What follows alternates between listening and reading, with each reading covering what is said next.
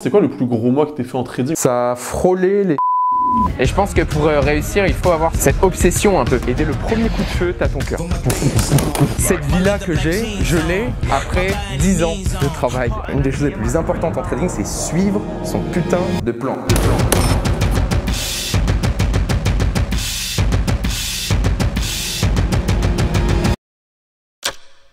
Il y a un an, j'ai passé 24 heures avec mon pote trader Elliot au Grand Prix de Monaco. La vidéo était complètement dingue, vous avez été plus de 100 000 personnes à la regarder et on vous avait promis que si jamais celle-ci dépassait les 5000 likes, on allait tourner une partie 2 où on allait venir directement voir Elliot au Panama. Et devinez quoi, aujourd'hui on y est, on se trouve à Panama City.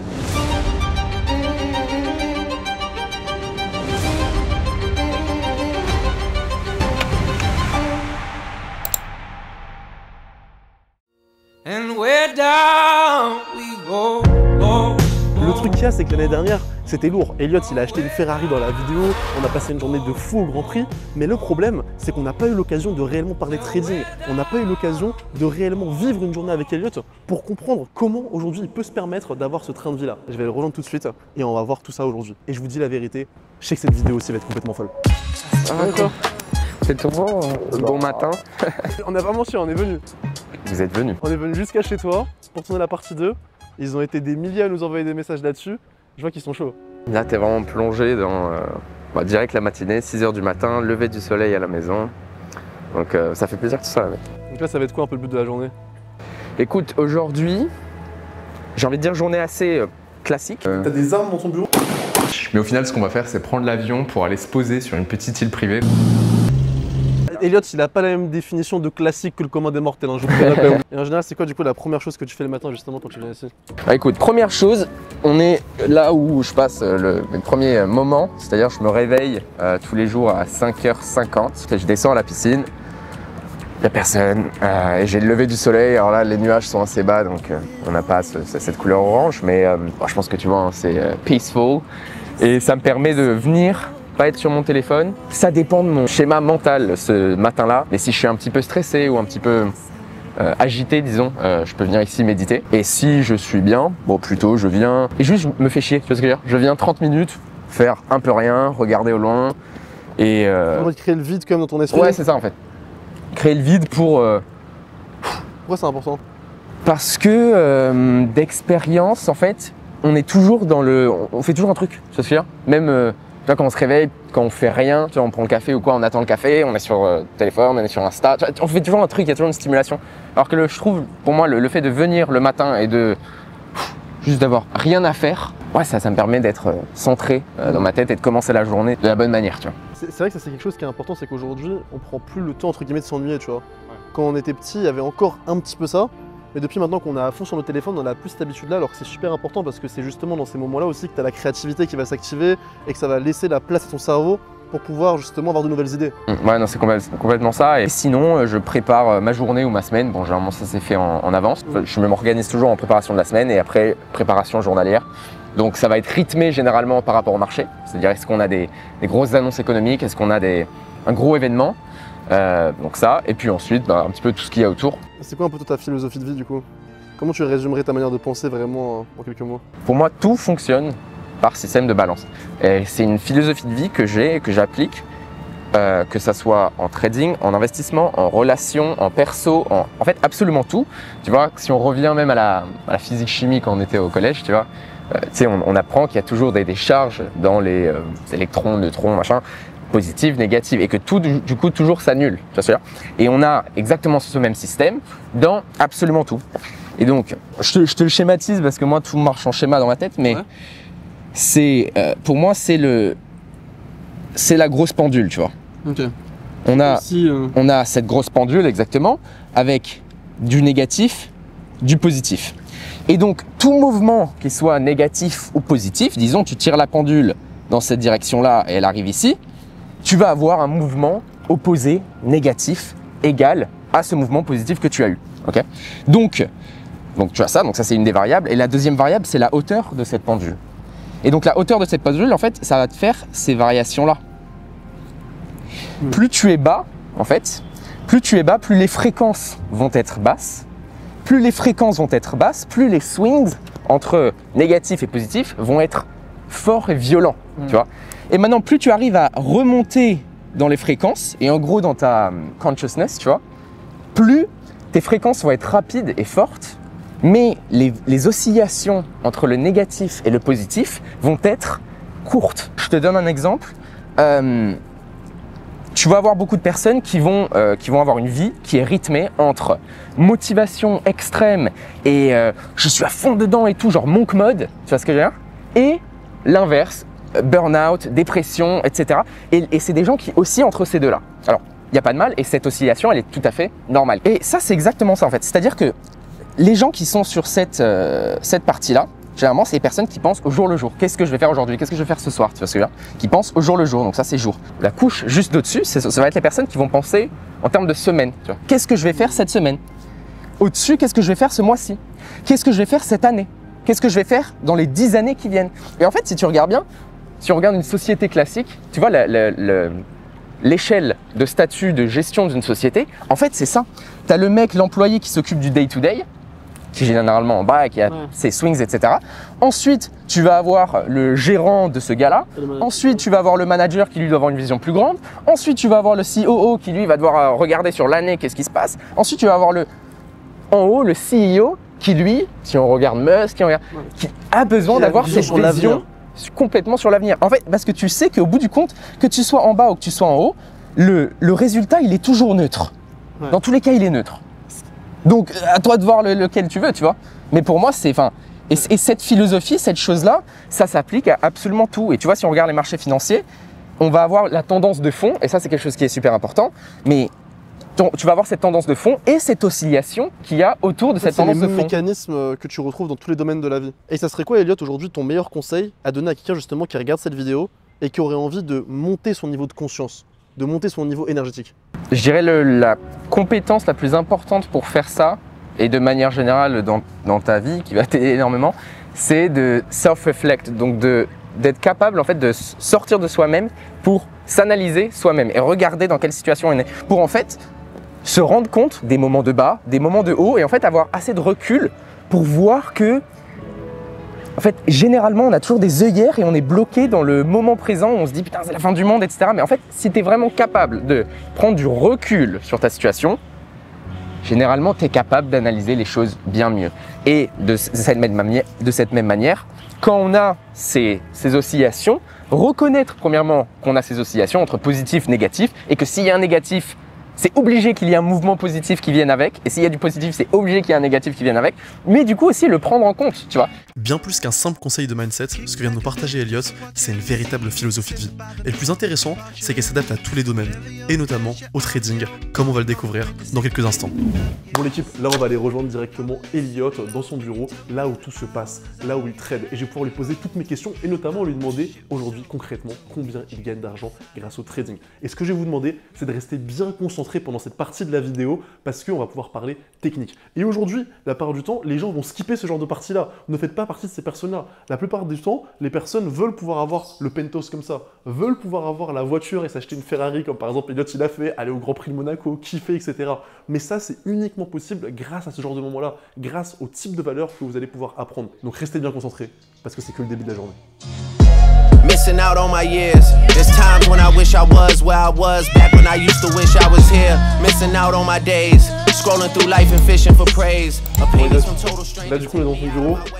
Là on est dans le bureau, dans l'antre, dans la station. Là où tu passes la majorité de tes journées en réalité. C'est ça. Comment ça se passe aujourd'hui pour toi une session justement de trading un lundi matin? Le lundi c'est déjà préparer la semaine.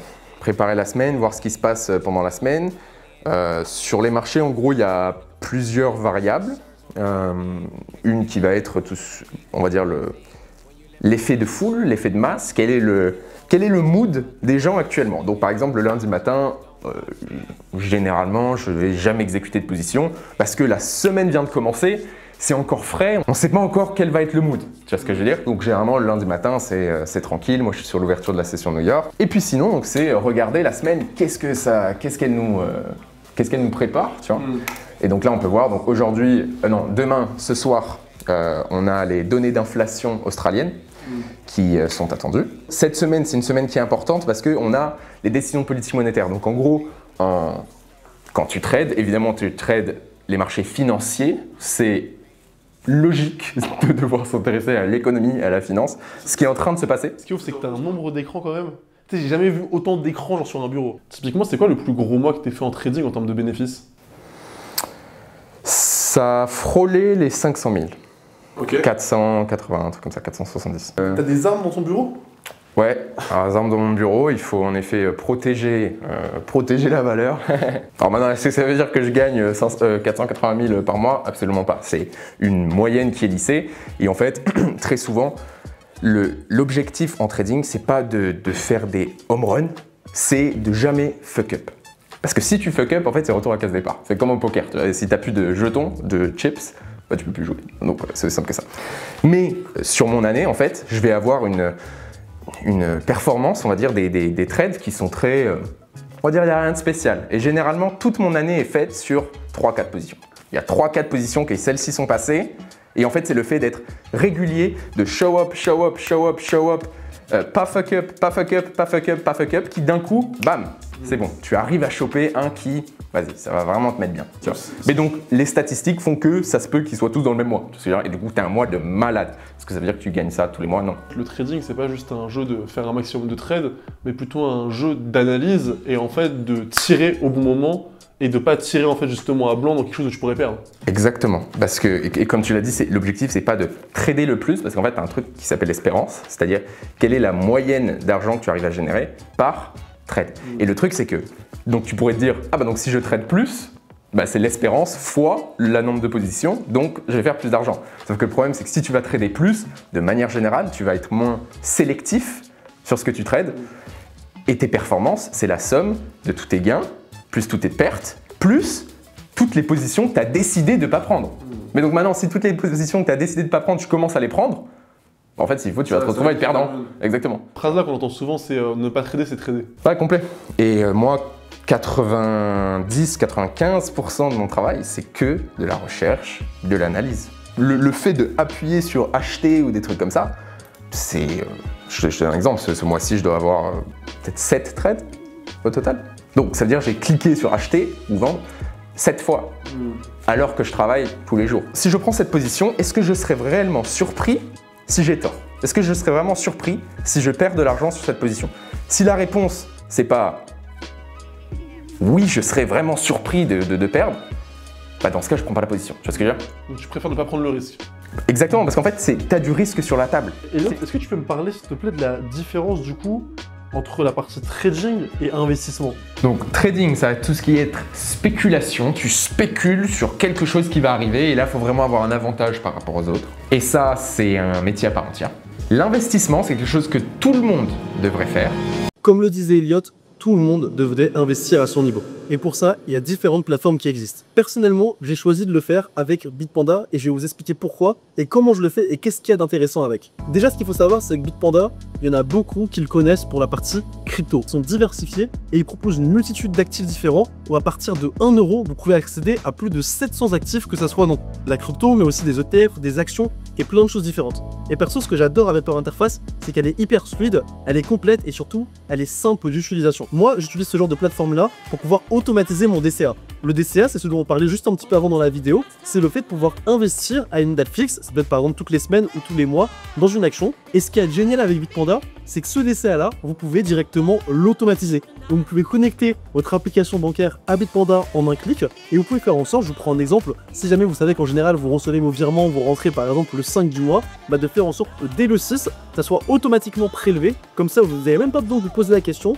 La somme que vous avez définie est directement investie chaque mois, vous ne le voyez pas passer, et peut-être que ça va pas vous rendre millionnaire du jour au lendemain, mais de toute façon il n'y a aucun investissement qui vous permettra de devenir millionnaire du jour au lendemain sans prendre de risques complètement démesurés. Par contre, avec les effets cumulés dont je vous parlais, en quelques années, voire dizaines d'années, vous pouvez atteindre des sommes colossales. Ce qu'il faut aussi savoir, et c'est très important de le dire, c'est Bitpanda, ils sont régulés en Europe. Et en plus de pouvoir l'utiliser pour tes différents investissements, il y a 0 frais sur tes dépôts et sur tes retraits. Mais autre chose qui est super important, c'est que leur service client, il est en français, et ça c'est un vrai plus.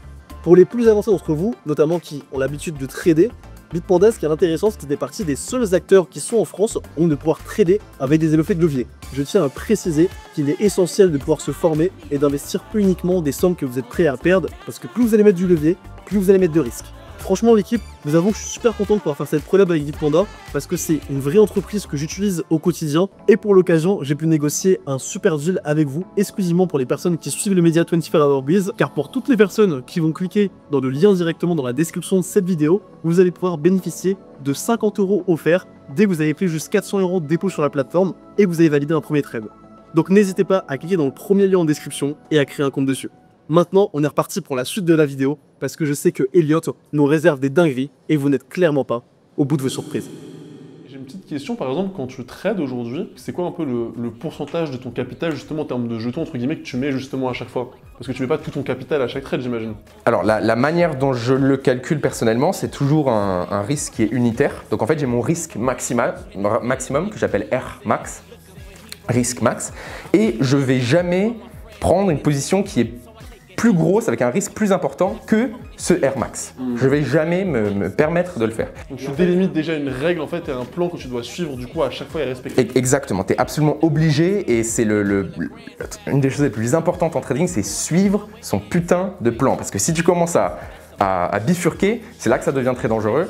Et vu qu'il y a de l'argent qui est en jeu, généralement les gens ça joue avec la tête. Dès que tu as un peu des émotions en fait fear and greed, donc la peur et l'avarice, ah là tout change, tu vois ce que je veux dire. Bon, mais du coup pour revenir sur le risque, j'ai mon risque qui est maximum et après suivant les opportunités, je vais prendre soit genre 66% de mon Air Max, donc disons je risque 10 000 $ par position, généralement je vais soit exécuter à donc 10 000 $ risque complet si l'opportunité est vraiment bien, ou alors 6 666, ou alors 5 000, donc la moitié, ou alors 25% ou 33%, voilà. Moins de 25% généralement non parce que du coup il y a peu d'argent qui est en jeu et c'est plus une charge mentale qu'autre chose. Le plus gros avantage et problème qu'il y a avec le trading, c'est la barrière à l'entrée. Sur plein de business, je te donne un exemple, tu veux ouvrir un restaurant, bah, tu as un capital de départ qui, déjà ça te met un gros filtre. La barrière à l'entrée, il y a un certain niveau. Maintenant, en trading, techniquement, tu peux ouvrir un compte demain avec un courtier lambda, tu mets 100 balles dessus, tu peux commencer à faire du trading. D'où déjà la raison pour laquelle le taux de réussite est aussi bas. Parce qu'on prend en compte en fait toutes ces personnes-là dans les statistiques, les personnes qui se disent « Oh bah je vais boursicoter un peu », qui ouvrent un compte, qui connaissent rien, qui se mettent dessus, qui se font absolument allumer, parce qu'au bout du compte c'est un jeu à somme nulle. Donc en gros c'est une grande compétition. Si tu rentres dans cette compétition, il faut te dire « Je rentre dans une compétition. Est-ce que je vais faire partie des meilleurs ou des moins bons ?» Et aussi le fait que, malheureusement, et c'est vraiment triste parce que c'est un milieu qui est passionnant, qui est ultra intéressant, qui est vraiment génial, mais à cause de beaucoup d'acteurs dans le marché qu'on appelle retail, donc les particuliers, en fait, bah, y a tout un pan d'arnaque. Toi, tu as parlé de copy trading, donc ça en fait partie. Pour toi, le copy trading, c'est une arnaque en soi? En fait, ce qui, pour moi, est une arnaque, c'est de faire croire aux gens que, par exemple, la personne qui propose ce copy trading gagne sa vie grâce à ça et généralement, il ne va pas dire que lui est trader parce que, bon, on voit très bien que le mec ne connaît rien à rien. Donc, c'est généralement, j'ai un trader qui travaille pour moi.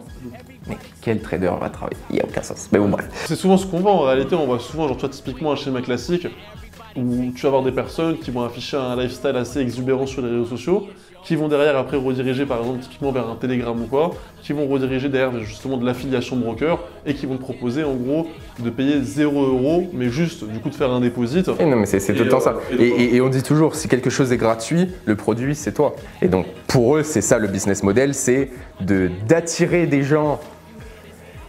Et en plus de ça, ils savent très bien qui ils targetent, hein. Généralement c'est personnes un petit peu plus vulnérables, crédules, moins éduquées, disons. Ils vont pas aller essayer de taper des gens qui sont intéressés dans la finance, tu vois. Ouais. C'est clairement pas. Et est-ce que tu aurais un conseil à donner peut-être à quelqu'un qui regarde cette vidéo pour pouvoir détecter justement quelqu'un qui est un vrai trader de quelqu'un qui ne l'est pas, entre guillemets, tu vois ce que je veux dire? Comment tu peux savoir?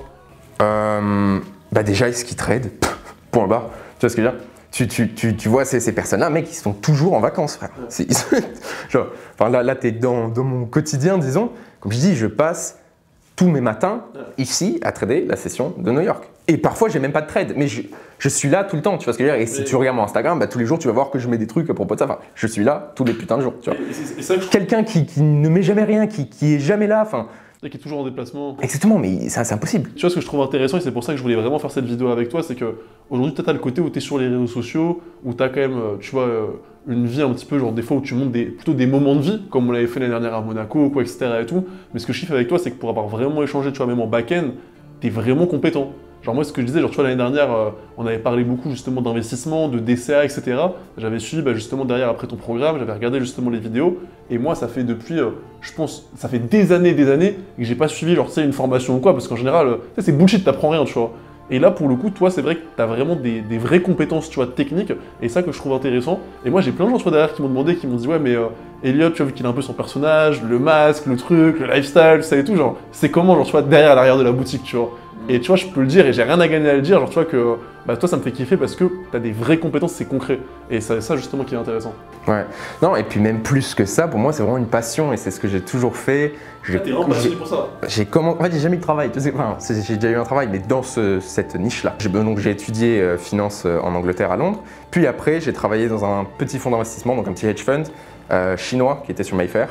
Et moi, j'étais sur le FX Desk, donc je m'occupais de tout ce qui était monnaie. Et petit truc juste pour peut-être des gens qui justement viennent de découvrir la chaîne YouTube et par exemple typiquement qui te découvrent aussi, pourquoi justement le masque? Pourquoi le masque? Alors justement, ça revient à cette époque. Où, moi, quand je suis sorti de l'université, je ne savais pas si je voulais travailler... Enfin, à la base, ce que je voulais faire, c'était travailler corporate, donc en finance institutionnelle, à Londres. C'est ce pourquoi j'ai travaillé et c'est ce dans quoi je suis directement allé en rentrant dans un fonds d'investissement. Et à ce moment-là, moi, je gagnais déjà ma vie à cette époque sur les marchés. Et donc, je partageais ça. Enfin, je partageais pas grand-chose, mais juste un peu de lifestyle, tu vois ce que je veux dire, sur Instagram à l'époque, juste. Et le moment où je me suis dit que je vais commencer à faire des choses dessus, parce qu'en fait, j'avais un grand entourage qui faisait déjà des choses en ligne. Et donc, je me suis dit que j'allais commencer. Mais vu que je ne savais pas encore si je voulais être corporate ou retail, en gros, avec les particuliers, etc., à cette époque, j'avais mis un masque pour différencier les deux. Parce que généralement, bon, en finance institutionnelle, c'est pas le truc le mieux vu si tu fais des vidéos sur les marchés, tu vois, ça, surtout au début, tu sais, ça fait un peu pitié quand même. Et c'est resté du coup. C'est devenu un peu ton personal branding, ton personnage. Bon, à ce moment-là, on a eu une discussion qui était géniale avec Elliot, où il a pu me montrer son fameux Excel, où il prévoit son avenir financier sur 500 ans. Il m'a aussi partagé des stratégies d'investissement beaucoup plus poussées et de trading. Si jamais ça vous chauffe que je vous publie le talk en entier non censuré sur YouTube, avec l'intégralité de notre discussion à ce sujet-là, où on rentre beaucoup plus dans le détail, n'hésitez pas à me le dire en commentaire. Vraiment, what doesn't get planned, doesn't get done. Donc ce que tu planifies pas, tu ne le fais pas, ça, tout simplement. Et donc, planning, le fait de tout planifier, mais avec un sentiment d'urgence. Donc, t'as pas le temps, tu vois ce que je veux dire. Donc là, personnellement, j'ai fini en gros ma session de préparer tout ça. Et puis là, il y a la cuisinière qui a préparé le petit-déj. À ce moment-là, j'avais grave faim. Et franchement, j'ai pas été déçu. Le petit-déj, c'était une masterclass. Toi, Elliot, du coup, qui a une grosse partie donc, du coup, de ta vie qui est dédiée au trading, à l'investissement, mais qui est aussi présent à côté sur les réseaux, notamment sur YouTube. C'est quoi un petit peu ton rapport par rapport aux autres acteurs du marché et à ce que tu peux voir en général qui se fait sur les réseaux?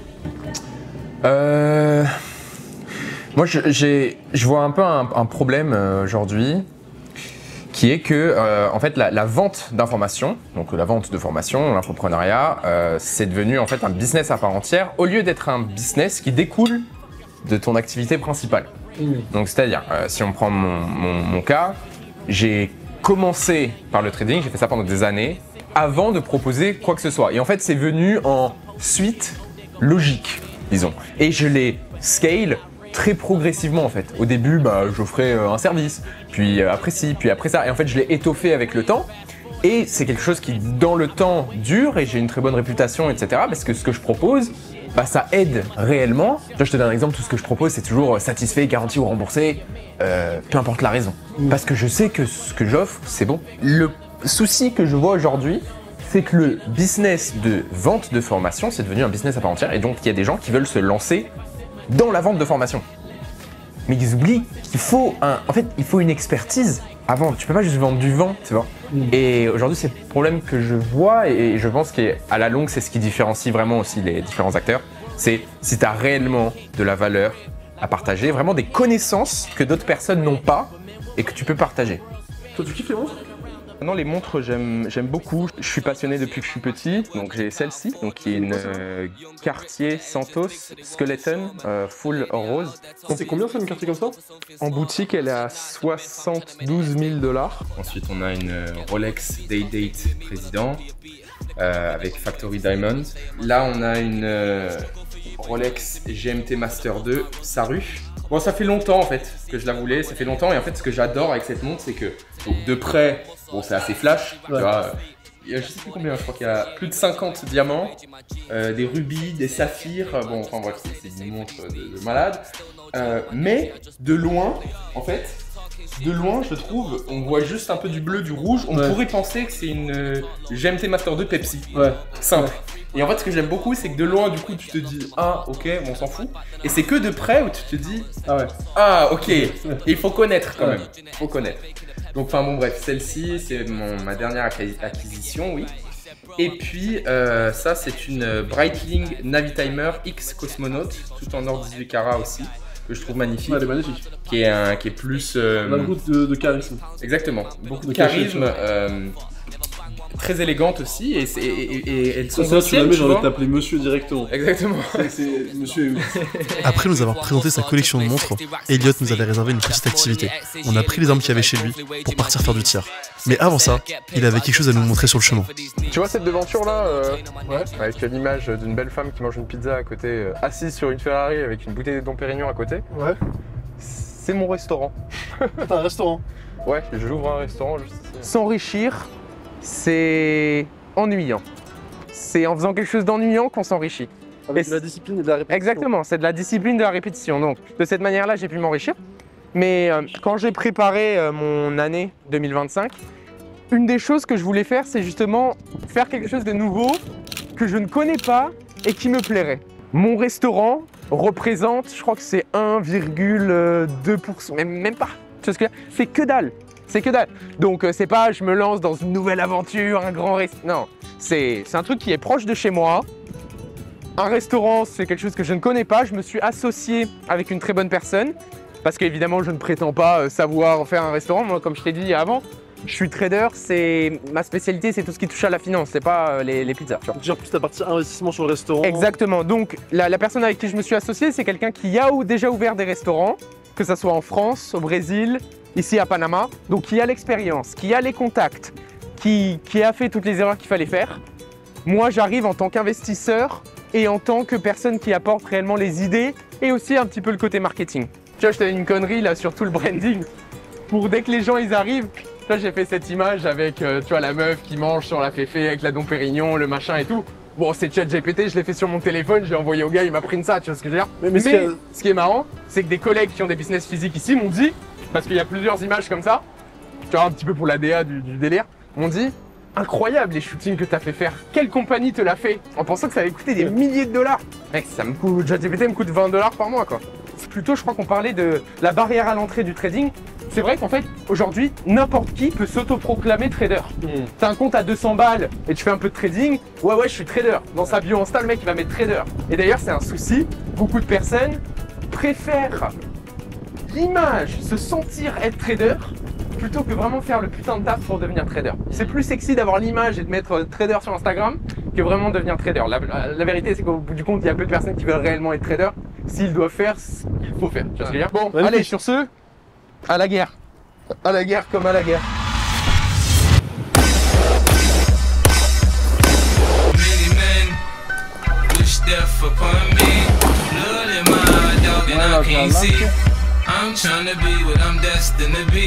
Elliot, tout à l'heure tu nous as fait la présentation des montres.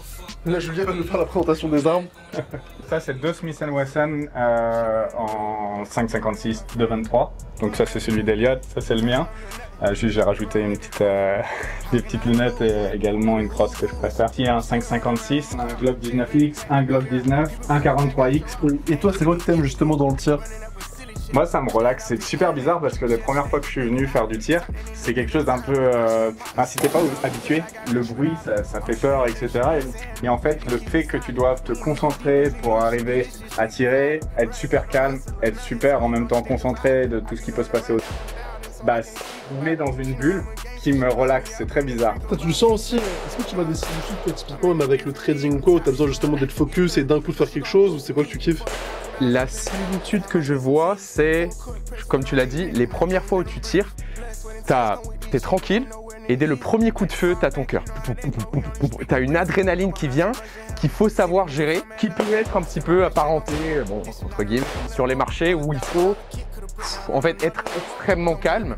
Et par exemple, mais sur un entraînement tactique comme on va faire aujourd'hui, tout ce qui est rapidité ne vient pas du fait d'être rapide, vient du fait d'être précis, méticuleux dans tout ce que tu fais étape par étape.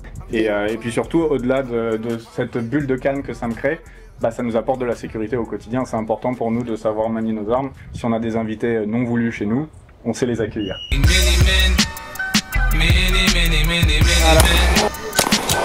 Ressenti à chaud, Silouane. C'est bien, hein. En vrai, j'aime bien. José, tu veux ton arme? Je suis pas trop fan et tout, en vrai, j'aime bien. Non, j'ai pas mon arme, je suis pas dans leur truc et tout. Mais d'un côté sport et tout, c'est bien. Ah, t'as touché, hein? Ah ouais, mec, tu crois quoi? Ah ouais. Je fais une précision de un melon à 185 mètres. C'est ma précision actuelle là, pour l'instant. Tu peux te présenter en quelques mots du coup? Ouais, bah, je m'appelle Julien, ça fait un peu plus de 7 ans que je vis au Panama. Je fais du business en ligne, Amazon FBA, YouTube, des SaaS, et puis sinon je suis aussi investisseur à côté. Tu sais qu'il y a un truc qui est ouf, c'est que sur YouTube du coup c'est Osaï TV, c'est ça? Ouais. Moi j'ai jamais directement suivi, mais j'ai beaucoup d'amis à moi qui sont aujourd'hui très successful dans le business, qui au début, par exemple même il y a déjà 607 ans, me parlaient de toi. Et qui me disaient justement qu'ils suivaient tous tes conseils, toutes tes vidéos, que ce soit sur l'expatriation, tout ce qui va être multipasseport, fiscalité, etc. Et je me rappelle à chaque fois, il me parlait justement de ta formation à l'époque. Et il me disait, putain, genre c'est le seul truc où il y a vraiment des infos. En tout cas, à ce moment-là, c'était vraiment ça.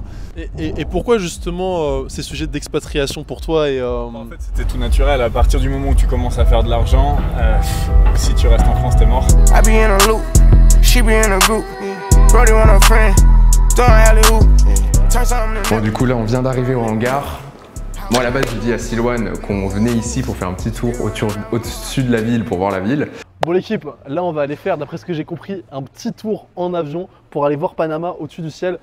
Mais au final ce qu'on va faire c'est prendre l'avion pour aller se poser sur une petite île privée. Elliot, en dehors d'être quelqu'un avec qui on fait une collaboration, c'est vraiment devenu un pote. C'est complètement un fou, ce mec, il est taré. Je pense qu'ils vont kiffer. Et puis après on rentrera pour le dîner parce qu'en fait on va juste lunch là-bas. C'est encore plein de questions que je veux lui poser.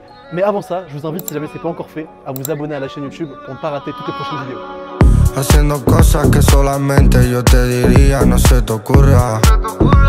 Lo malo de la mente no se borra. Algunos se pensaron que la puerta a nosotros ya se nos cierra. La abrimos rápido con nuestra pierna. A oscuras y la linterna. La question c'est est-ce que vous kiffez? Si jamais c'est le cas, dites-le moi en commentaire, histoire qu'on sache. J'ai envie de savoir, j'ai envie d'avoir vos retours. Soyez pas juste passifs sur la vidéo. Dites-le moi en commentaire, j'ai envie de savoir, plus je vois vos commentaires, à chaque fois plus je les lis. Je regarde tous les commentaires en vrai de vrai, donc n'hésitez pas à nous le dire et ça va nous motiver à vous faire encore plus de vidéos, encore plus de bangers, encore plus de masterclass. Je crois que Silouane il kiffe, hein. Il s'y attendait pas. Et il va se baigner. Elle est bonne. Allez, bonne, je confirme.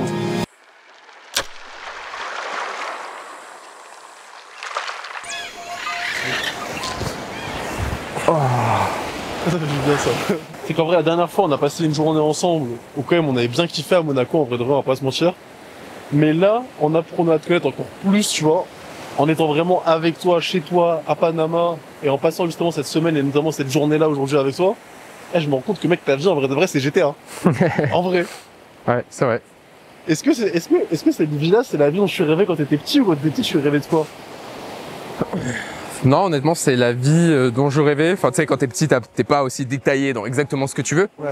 Mais ça peut paraître bête, c'est un peu à dire, mais j'ai vraiment la vie de mes rêves. Genre sur tous les points.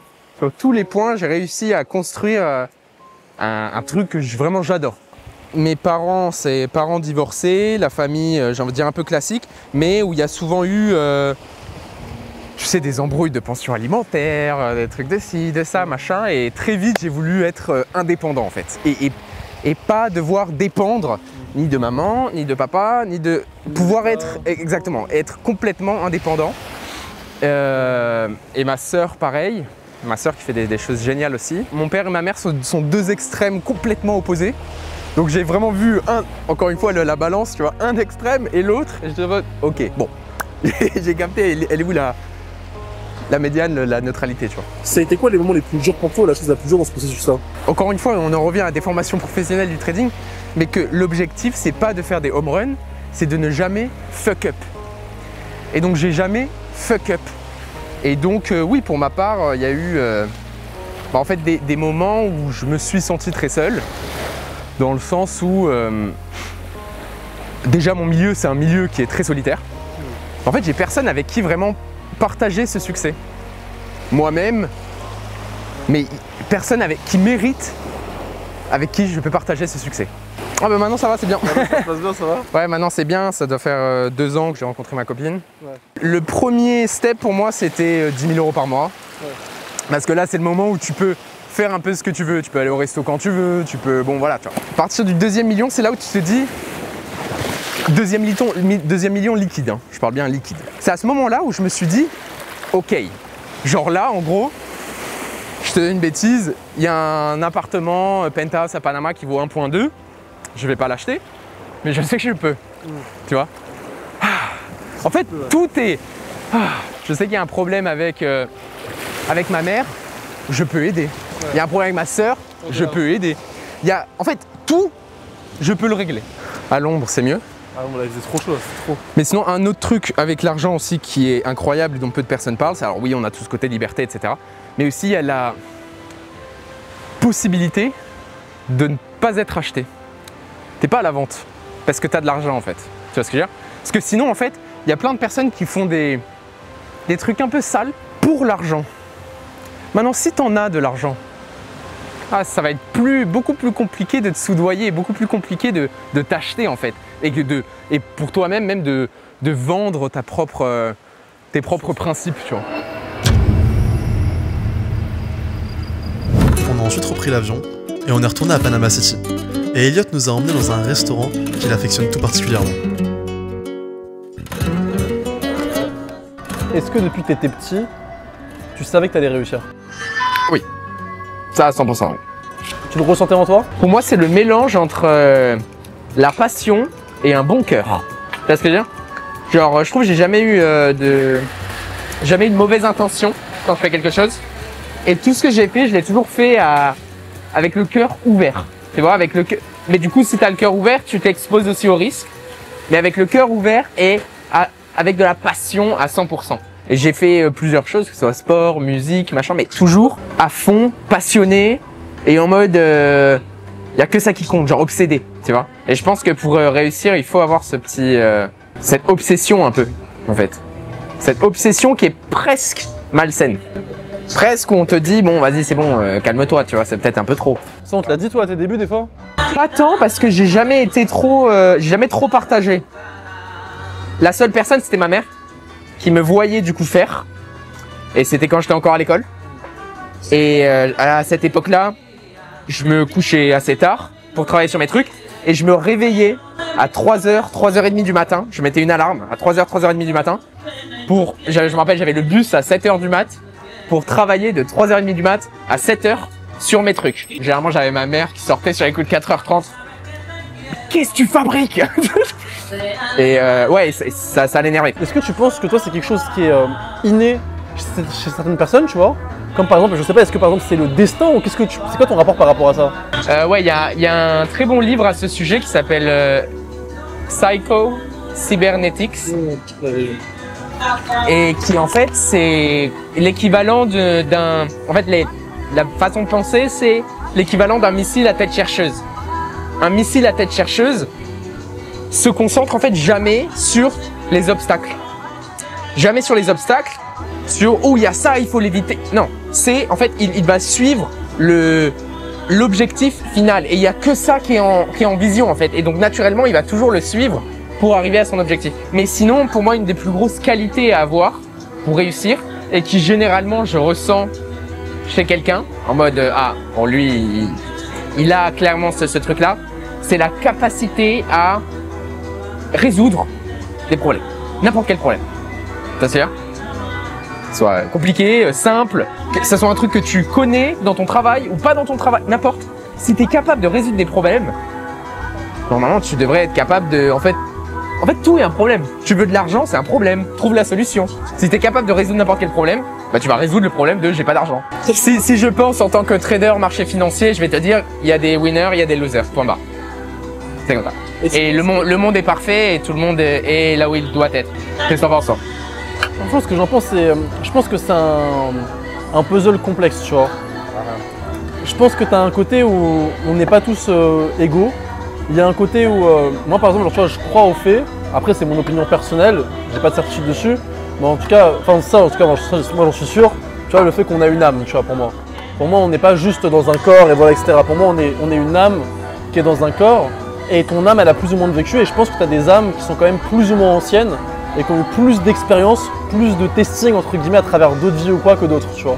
Et c'est pour ça que je pense que tu as des gens qui ont naturellement une maturité qui est beaucoup plus poussée que certains. Donc je pense que tu as déjà ce facteur-là qui peut jouer sur certaines situations et sur pourquoi tu es sur cette terre-là.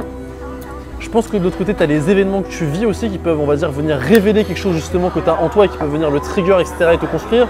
Je pense que c'est un mélange de plein de choses, tu vois. C'est une question compliquée à répondre, ouais, c'est sûr. C'est compliqué, ouais. C'est compliqué à répondre. Mais je suis complètement d'accord avec toi qu'il y a des personnes, avant même que quoi que ce soit, je sais déjà qu'en fait, il y a la structure de base nécessaire qui facilite, disons, le succès. Tu vois, il y a un truc moi, que je répète dans chaque vidéo, et je le répète de plus en plus, je leur dis, genre, tu sais maintenant, si jamais tu sens que tu as ce truc-là qui est en toi, tu as cette chose-là qui est spéciale, que tu sais pas expliquer, ou tu as de l'ambition, ou genre, tu sais, tu as ce feu intérieur qui brûle, mais que tu es encore à un niveau de ta vie, ou peut-être tu es dans ta chambre quand tu regardes cette vidéo-là, peut-être la personne, elle a encore un taf, elle galère sur les fins de mois, etc. C'est que c'est pas du bullshit, tu vois. C'est qu'il faut écouter cette voix-là que tu as en toi, il faut écouter ce feu-là. Et c'est juste une question de temps, d'un an, 2 ans, 3 ans, 4 ans, 5 ans. Et juste ça peut paraître con, mais tu prends des mecs comme toi, des mecs comme moi, des mecs comme plein d'autres mecs qui sont pas sur cette chaîne YouTube-là ou de meufs qui sont passés directement dessus. Bah à la fin, leur seul point commun, c'est qu'ils avaient tous ce ressenti-là en eux qui méritait plus que ça, qui pouvaient atteindre plus que ça. Et en fait, quand tu as cette obsession-là, comme tu disais, c'est qu'une question de temps, genre, tu vois. Les personnes qui ressentent cette flamme en eux, cette différence peut-être, et qu'ils ont ce truc, le plus gros conseil que j'ai pour eux, c'est de pas suivre le chemin normal. En fait, j'ai l'impression que beaucoup de personnes aussi ont sûrement ce truc, et j'ai l'impression que même beaucoup d'enfants l'ont, et en fait le perdent avec le temps. Et généralement tu le perds en fait en te moulant à tout le reste. Et moi c'est un truc dont j'ai eu très peur quand j'étais à l'université. J'avais très peur de suivre le chemin classique de l'université, parce que je sais qu'à un moment donné, à partir de la 3e année, bah, tout le monde va commencer à apply pour les banques d'investissement. Puis, suivant les réponses, tout le monde va faire ci. Et en fait, il y a un chemin qui est prédéfini, c'est un chemin de masse, en fait, de foule, qui est très simple à suivre, en fait, et tu te laisses porter, tu vois. Tu dois rembourser. Exactement, et tu te laisses porter par ce truc, et au final, t'as pris aucune décision. T'as suivi le mouvement parce que bon, bah, c'est ce que on t'a dit de faire, c'est ce que tout le monde fait, donc tu le suis. Et en fait, t'avais ce truc en toi, et peut-être que t'as jamais pu découvrir ton potentiel parce que au final, t'as suivi un peu tout le monde. Les personnes qui ressentent ce petit truc, faut qu'ils fassent quelque chose de différent. Faut qu'ils se lancent, faut qu'ils prennent un risque, surtout quand t'es jeune. Putain, quand t'es jeune, moi, mon plus gros avantage, ça a été d'avoir pris des risques extrêmement jeunes. Alors après, certains risques qui étaient inconscients. Mais en fait, j'étais tellement jeune que on s'en fout. En fait, les gens ils captent pas, mais quand t'as 18-19 ans, t'as quoi à perdre concrètement? Tu vis chez tes parents, t'as pas de loyer à payer, tu peux manger à ta faim dans tous les cas. En fait, t'as pas de risque. Le seul risque que t'as, c'est de rester dans ta situation et de suivre justement la masse et de te retrouver dans une vie que tu voudrais pas. Ou alors penser que t'as le temps, tu vois. Bueno, creo que lo que primero noté sobre él es que o sea, tiene una inteligencia a otro nivel, o sea, es más inteligente que cualquier persona y admiro que es súper maduro a pesar de la edad que tiene y su constancia y que tiene un plan y siempre sigue el plan y eso lo admiro mucho. Vas a quedar súper mal. Buen provecho. Provecho. Non, en vrai, Elliot, on a parlé de plein de sujets aujourd'hui, mais pour toi, c'est quoi la chose la plus importante que tu aimerais que quelqu'un qui regarde cette vidéo retienne? De reconnaître que tout ce que tu vois sur les réseaux sociaux, etc., ça donne vachement envie, on a envie d'avoir cette même vie, mais encore une fois, si on prend par exemple mon exemple, cette vie-là que j'ai, je l'ai après 10 ans de travail, après 10 ans d'expérience dans le même domaine, à faire exactement la même chose. Toi, c'est le focus aussi qui a été important pour toi. Ouais, en fait, le focus est surtout la régularité. Être régulier. Et c'est après des années de régularité que les résultats arrivent. Et du coup, quelqu'un qui veut se lancer, ton début va pas être sexy et ton début va être chiant. Et dans tous les cas, en fait, j'ai envie de dire, t'as rien de mieux à faire. Ou alors, si tu as quelque chose de mieux à faire, dans ce cas, ton objectif n'est peut-être pas bon. L'entrepreneuriat ou dans la finance ou dans le trading ou peu importe, et ton objectif, c'est faire de l'argent, etc. Et au début, tu es plus occupé à sortir avec les copains, voir des copines. Bon, cet objectif financier que tu as, c'est pas vraiment ton objectif. Parce que sinon, en fait, tu aurais, vu que ce n'est pas ce que tu as, tu n'as rien d'autre à foutre à part travailler pour atteindre cet objectif. Et puis moi, c'était mon cas en fait. Au début, je faisais presque rien d'autre. Parce que de toute façon, j'ai rien d'autre à faire. Tout ce que je voulais faire, ça coûte de l'argent. Donc de toute façon, j'en ai pas. Donc autant faire le taf, tu vois ce que je veux dire? Et c'est par la suite où là, en fait, tu as la chance d'avoir d'autres problèmes en quelque sorte. Genre l'argent n'est plus un problème. Donc là, oui, tu peux te poser la question, qu'est-ce qui me rend vraiment heureux?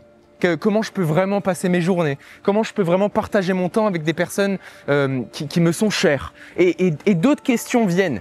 Mais au début de ta carrière, la seule question c'est comment avancer, comment faire de l'argent? C'est le problème numéro 1 pour la plupart des gens. Donc focus-toi sur ce problème. Une fois qu'il est réglé, oui, là, il y a les autres choses qui viennent. Tu vois? Et juste, j'aimerais bien finir aussi avec quelque chose, c'est vraiment le rapport à l'argent. On en parlait au restaurant, on en parlait un petit peu notamment parce qu'on parlait des montres, etc. C'est vraiment comment faire pour pouvoir en fait développer son rapport, j'ai envie de dire, justement à l'argent. Dans le sens où aujourd'hui, tu as des gens pour qui 10 000 € par mois sur cette terre, c'est énorme, alors que d'autres pour qui 1 million par mois, c'est très peu. Tu vois ce que je veux dire? Comment tu fais justement pour passer ces steps-là? Pour moi, ça s'est fait naturellement avec l'entourage. Je me rappelle quand je gagnais, disons, 3 000, 4 000, pour moi, j'avais fini le jeu. Parce que, beaucoup de personnes, en fait, 3 000, 4 000, c'est un salaire de cadre, tu vois. Et c'est à ce moment-là que j'ai commencé à connaître des gens qui gagnaient 8 à 10. Je me suis dit, putain, 8 à 10, c'est dingue, tu vois. Et en fait, du coup, ça a tout de suite débloqué. Je me suis dit, bon, en fait, ça devient plus normal. Et une fois que tu atteins ces 8 à 10, là, en fait, j'ai connu des gens qui étaient à 25, 30. Tu vois ce que je veux dire? Donc, en fait, ça a toujours été comme ça, pour ma part, personnellement. Mais donc, je pense qu'en fait, ça vient un peu tout seul. Une chose aussi qui est importante à noter, c'est que quand on pense entourage, on pense aux amis, aux proches, etc. On se dit, oui, mais comment est-ce que je vais changer d'entourage? Pour moi, l'entourage en ligne est tout aussi important. Tu vois ce que je veux dire? L'entourage en ligne, qui tu écoutes, qui tu regardes, qui tu lis. Parfois, en fait, on peut passer plus de temps avec quelqu'un virtuellement, quelqu'un qu'on suit sur YouTube ou quoi, en fait, à écouter ce qu'il dit, à absorber, etc. Finalement, c'est comme si tu étais avec cette personne un petit peu, tu vois. Et donc, en fait, les personnes avec qui tu passes le plus clair de ton temps, ça peut aussi être des personnes en ligne. Et maintenant, attention à pas être aveuglé par le lifestyle. Parce qu'aujourd'hui, malheureusement, beaucoup de personnes utilisent le lifestyle et l'argent comme une autorité. Sauf que ça ne l'est pas. Surtout dans un monde où tu peux arnaquer quelqu'un à avoir de l'argent. Est-ce que ça veut dire que vu que tu as de l'argent, tu sais quelque chose que les autres ne savent pas? Non. Aujourd'hui, le lifestyle n'est pas un point d'autorité. Est-ce que tu veux partager un dernier truc? Ouais, je pense que mon plus gros conseil, c'est ce que j'ai écrit sur le tableau qu'il y a dans mon bureau, c'est-à-dire planifier avec un sentiment d'urgence. Pour moi, c'est la manière la plus simple d'arriver à tes objectifs, c'est-à-dire premièrement savoir exactement ce que tu veux, ce que tu recherches, savoir pourquoi tu le veux, parce que sinon en fait sur le chemin, si tu as un coup de mou, tu vas probablement abandonner parce qu'en fait tu savais même pas pourquoi tu visais cet objectif, donc ça. Et deuxièmement, le planifier, donc dire ok très bien, j'ai un plan sur 4 ans, d'abord je vais faire ça, puis ça, puis ça, puis ça. Tu le découpes, tu prépares tes semaines, tu prépares tes journées et après juste tu exécutes. Tu fais ce que tu as à faire et point barre. Et il faut jamais qu'il y ait des émotions qui rentrent en jeu. Parce qu'en fait, si on se laisse aller et bon, qu'est-ce que je vais faire aujourd'hui? En fait, c'est suivant la sensation, suivant l'émotion dans laquelle on est ce jour-là, on va acte de cette manière. Alors que si tout est planifié, j'ai envie de dire, ta gueule est fait quoi. Ta gueule est fait, tu es un robot, tu exécutes. Si tu as bien planifié, si tu as mal planifié, bon non, mais si tu as bien planifié, normalement, si tu exécutes absolument toutes les parties, tu devrais arriver au résultat. Et honnêtement, on en parlait plus tôt, pour moi, le côté relationnel humain est bien plus compliqué Le côté juste monétaire, j'ai un peu envie de dire, il y a une recette. T'as juste à suivre la recette, tu vas avoir le gâteau final. C'est vraiment pas compliqué. C'est juste que ce qui est simple à faire est aussi très simple à ne pas faire. Voilà. Il y a quelque chose que j'ai envie de te proposer justement par rapport à ça. Je t'en parle comme ça directement à la caméra. Mais on organise un très gros événement, donc du coup le 10 janvier prochain à Paris. Un événement où on prévoit d'avoir quasiment 1000 personnes qu'on va regrouper. Des personnes qui entreprennent, qui investissent ou qui ont envie justement de le faire. Et j'aimerais bien, si jamais ça te chauffe, que tu puisses justement venir sur scène pour partager justement cette recette-là. Pour toi justement, c'est quoi cette recette pour pouvoir bien investir son argent, pour pouvoir faire de l'argent, développer son patrimoine année par année? C'est quoi ce plan d'action-là que n'importe quelle personne peut suivre? Si jamais t'es chaud, ça me ferait kiffer. C'est à Paris? C'est à Paris. Et je sais que c'est quelque chose que tu fais pas, il me semble que tu t'es jamais intervenu en physique de ce que j'ai vu. Jamais. Même tu fais très peu de collabs et tout sur YouTube, c'est pour ça pour moi c'est un kiff de t'avoir sur la chaîne et je sais qu'on a voulu refaire aussi parce que j'ai reçu énormément de messages de personnes qui m'ont dit on veut vraiment la partie 2 avec Elliot. Et moi au début j'avais dit ça dans la première vidéo et tout mais je m'étais dit ok, est-ce que je vais aller jusqu'au Panama etc. Et j'ai vu tous les messages et même moi j'ai vraiment appris, je te disais des choses, genre tu vois en échangeant avec toi, genre tu vois j'ai senti que ça m'a apporté de la valeur.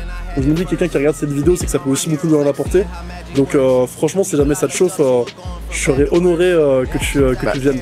Comme tu l'as dit, je n'ai jamais fait d'événement physique, j'ai jamais accepté d'événement physique, on en a proposé beaucoup. En caméra et hors caméra, Silouane c'est une des personnes les plus talentueuses dans la façon de poser des questions. D'ailleurs souvent tu me prends un petit peu à nu, je sais pas trop quoi te répondre parce qu'on m'a soit jamais posé la question ou genre je me la suis jamais posée. Mais il est extrêmement bon à ça, je pense que c'est d'ailleurs pour ça que ton format marche autant. Mais d'entre décembre ou janvier, je comptais venir en Europe pour aller skier dans tous les cas. Madame ne connaît pas la neige. Donc donc on peut peut-être faire en sorte que ça soit en janvier et faire en sorte que ça se passe. Je suis chaud de toute façon, on les tiendra au courant directement sur les réseaux. En attendant, si jamais vous avez kiffé la vidéo, n'hésitez pas à vous abonner à la chaîne YouTube, à nous dire réellement ce que vous en avez pensé en commentaire. Est-ce que ça vous a appris des choses? Est-ce que ça vous a plu? Est-ce que vous voulez voir plus de contenu comme ça? N'hésitez pas à nous le dire, on les regardera avec Elliot. N'hésitez pas aussi à vous abonner à la chaîne YouTube de Elliot si jamais vous n'y êtes pas encore abonné. Je sais qu'il partage aussi plein de contenus un peu plus techniques où tu rentres aussi dans le détail, que ce soit sur la partie trading, investissement, etc. T'es une des rares chaînes YouTube en francophonie, je pense qu'il va vraiment dans ce niveau-là justement de valeur, même gratuitement. Et on se retrouve dans la prochaine vidéo.